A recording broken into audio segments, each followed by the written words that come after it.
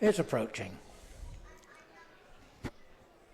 And those traps burst open. Race number 10 is off a Great Yarmouth. Trap 2 on the inside and then 4 in the centre. That's Good Steel. Leads away from trap number 6, Fleetwood Breeze, as they go into turn 1 in the 10th race of the evening at Great Yarmouth. Trap number 4, Good Steel is your leader. Fleetwood Breeze in second from trap 2, Derry Grass Laura, currently in third spot, followed by 3 and 5. Into the final corner they go. Trap number 4, Good Steel, is being caught by 6 as they race down towards a winning line. It's going to be a win for trap number 4. Good Steel crosses the line first in race number 10, owned by Mr. Marling and trained by Erica Samuels.